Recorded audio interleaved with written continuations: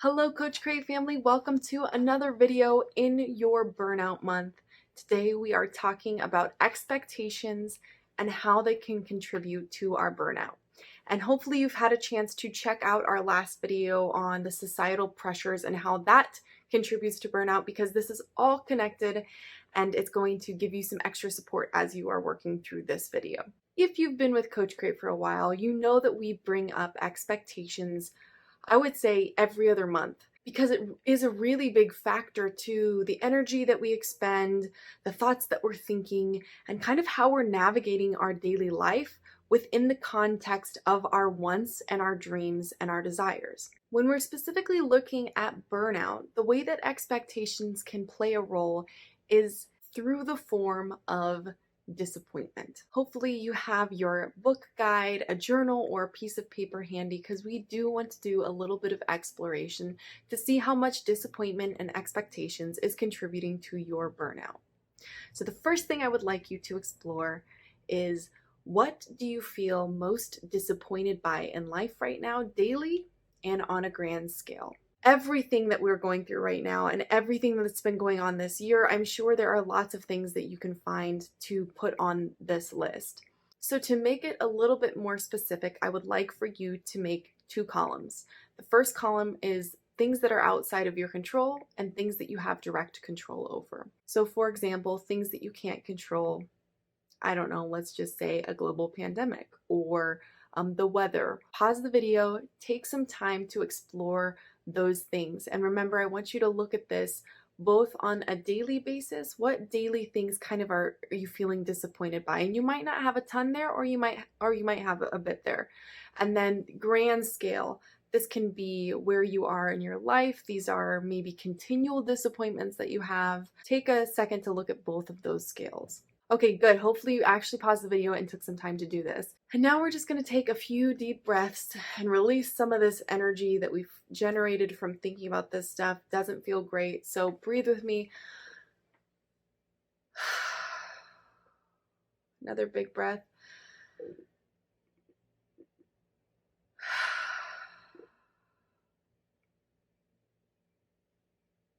Breathe with me. Sigh it out. Just roll out your shoulders. Check the tension in your spine. Check the tension in your jaw. Okay, now that we have that information, we can see what weight you are carrying with you on a daily basis. Those big scale things sit with us even if we're not conscious of them. And those daily things are constant reminders of this energy that is a contributing factor to our burnout, right? It's a heavy energy. It doesn't feel good. It drains us. So go back through your list, and I want you to specifically look at some of the ones that weigh on you the most from your can't control section. And looking through those, ask the following questions. What would it take for me to release my stakes in this? What would it take for me to accept this? And what can I do to make this better? Or what perspective can I have to view this as a positive or beneficial thing? Another question of that would be, what benefits can I get from this? If you want to write down your ideas, especially for maybe your top 2 or 3 disappointment things in the things I can't control column, feel free to. Otherwise, just start to explore. And what we want to do is we want to start to change our relationship with these disappointing things that are out of our control. Where we get caught up with this is when we get attached to the feeling or the stories that disappointment brings. And this is true for both the things that are out of our control and in our control, but specifically talking about the out of our control things. What that does is it forms that story of victimhood. It forms this story as I'm stuck, I'm trapped, and there's nothing I can do. And the difficult thing is with the things that are out of our control, sometimes that is true. Sometimes we have been victimized. Sometimes there is very little that we can directly do to impact the situation. However, if we step back and we don't attach to the stories, we're able to find what we can do and then transition it into something that is not an energy drain. So instead of it being a crappy situation that we create a story around, we invest a bunch of energy into, and then it turns into this energy sucking, leechy vampire, and just drains us and drains us and drains us, we say, no, thank you, leechy vampire thing. Like, I'm not interested in you today. I'm just going to feel the things and do my own thing and then continue to move forward. This is all, of course, easier said than done, but our awareness to these things, to the stories that we create around something, makes all the difference in the world. As always, I want you to feel those feelings. Give yourself full permission to feel the disappointment, to feel the sadness, the frustration. And as you're feeling it, allow it to continue to flow. Allow those emotions to just be what they are. And then we start to look at how we can shift out of that energy, how we can take it from being just the emotion, just whatever it is, the disappointment, to being something that can continue to fuel us and propel us forward, as opposed to being the emotion and then transitioning into something that is actively draining our energy. We are not trying to just pop on rose-colored glasses and say everything's okay. No, if it sucks, it sucks, and that's okay. However, we don't have to sit in the suck. We are able to choose our reactions and our thoughts and what we want to do. And again, if you give yourself full permission to just grieve and feel those feelings, it's going to be a lot easier to then switch to, okay, now how does this benefit me? Because we aren't repressing anything. We aren't hiding or numbing or ignoring. We're fully confronting and accepting the crappiness of the situation. Once we've felt the feelings, we find out how we might be attaching to it. That's when we can accept the situation as it fully is. And that's hard. But then my next favorite part is that taking action. How can I move forward? How can I make the best out of this? How can I use this to help me grow or help empower me or help inspire me? How can I let this go? What changes do I need to make in order to align my life with the vision I see for myself? If you look over at your things within your control column, it's a very similar process. But there is a piece here that is also very important. There is some forgiveness that needs to take place in this piece. It's in this area of our disappointment that we can numb out more, we can avoid, we can ignore, we can blame, we can do all of those things because it's sometimes easier than accepting responsibility. When you accept that responsibility, it's packaged with love and forgiveness and compassion. You were doing the best you could at that time when you made that decision. You really were. And the great thing is you know better now. You have more information, you've grown more, and you're able to take care of yourself better than you were then. So forgive yourself. It's a part of the acceptance. Grieve the disappointment. Let those feelings be what they are. And it's also in this side that the attachment piece is usually a little bit stronger. We attach more to these stories because in some ways they keep us safe, right?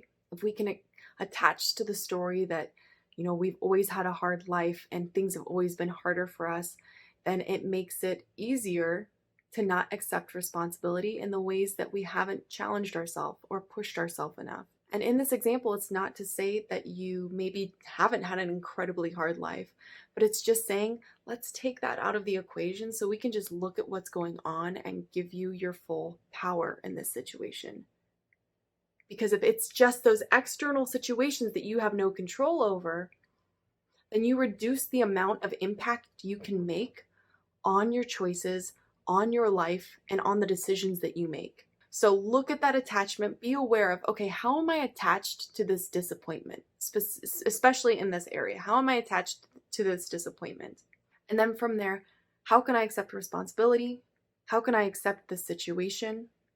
And of course, my next favorite step is what action can I take? What next steps can I make? And again, this is where also you have to give yourself lots of love and lots of support. Once we've accepted this responsibility, we can kind of get this like zhuzh of energy that's like, okay, now I know better, and I'm going to go out this and I'm going to do all these things. And we can again increase that overwhelm as opposed to saying, okay, you know what? I've been in pretty bad relationships and I've been choosing these people who don't fully love and support me. So instead of being like, I'm going to go out and find a life partner in the next 3 months and they're going to be perfect and they're going to, instead of putting that pressure on ourselves, we say, okay, what's the next step that I can do for that? Maybe it's reading a book on relationships. Maybe it's being single for 2 months because you haven't ever been single. Maybe it's creating space or separation from some toxic relationships in your life. Whatever it is, these next steps don't have to be like, I'm going to the moon now. No, it's like, I'm going to apply to be an astronaut. Take that small step, write it down, but begin to take action. Because again, what this does is it breaks the attachment to the disappointment. You can still look back and say, yeah, that was a bummer, but I'm moving forward. Look where I am now. It doesn't change the event or whatever happened that caused the disappointment, but it changes your relationship to it because you're doing something about it. Again, it goes from being an energy drain to something that is giving you energy because you are showing up and you are fighting for yourself in the most powerful, positive way possible. The last thing I want to talk about on this video is something we addressed on both sides, which is when we increase that overwhelm, which disappointment can do once we start to take action. We have overwhelm in a few different ways. In the areas that we can't control, it's overwhelming because we don't feel as much power, right? Where do I start? What do I do? How can I contribute? How can my voice be heard? All of those types of questions can create overwhelm. When it comes to our side, it can be overwhelming to accept responsibility, and it can also be overwhelming to take action, right? Okay, well, now I've identified what I can do to move forward, but it feels really intense and scary, or it feels like a lot of work, or whatever else it might come up that makes you feel overwhelmed. This overwhelm, of course, is also going to contribute to our burnout, because what it does is it takes us out of the now. I'm going to say that again. That overwhelm takes us out of the now. And we are our most powerful when we are grounded and connected in the present moment, because it allows you to get perspective and also take action. If we shift our focus from being worried about everything in the future to being worried about what can I do and control right now in this moment. And I might be feeling sad or frustrated or exhausted, but there are no future stories I'm attaching to, no past stories I'm attaching to. I'm living currently right now. And if I'm exhausted, I might need to recharge by taking a 15-minute walk. And I'm going to honor that and I'm going to see that, but I'm also going to say, what can I do to move forward? And this totally ties into all of the work that we're doing this month of our stress and stressor work, right? Instead of seeing the entire stressor that has to be taken care of, oh great, I've got to pay off my entire house mortgage today. No, we don't think that. We say, I'm going to make a payment today. And I just took one step. I took one step closer towards that goal. And then we allow ourselves to take some of that weight off. That's what we're doing when we're connecting to the present moment, is we're allowing ourselves to say, okay, what actually can I do right now, today, in this moment? And that's all I'm going to focus on. Because if we focused on more than that, it wouldn't make sense, right? Because we're not actually able to do anything else. But it really does help us to take off that pressure and get some perspective when we are feeling super overwhelmed. Bring yourself back to the present moment, focus on that, and take the steps that you can without having that little background voice that says, okay, yeah, you'll do that, but you'll still need to do blah, blah, blah, blah, blah, blah, blah. Nope. We will get to that when we're there. For right now, we are going to finish this chapter that we started writing. For right now, we are going to water all of the plants in the house that we haven't done for 6 months or whatever it might be. Oh, those plants would not be good. Maybe succulents could last 6 months. Quick recap from this video. Take a quick assessment. Which disappointments weigh on you the most? How are you attached to them? What can you do? What feelings do you need to feel that come up from that? What acceptance or responsibility can you bring into this situation? And what actions can you take? Please let me know if you have any questions. Thank you so much for joining me on this video. I know it was a long one. Thank you for hanging in there, and I will see you very soon on the next one.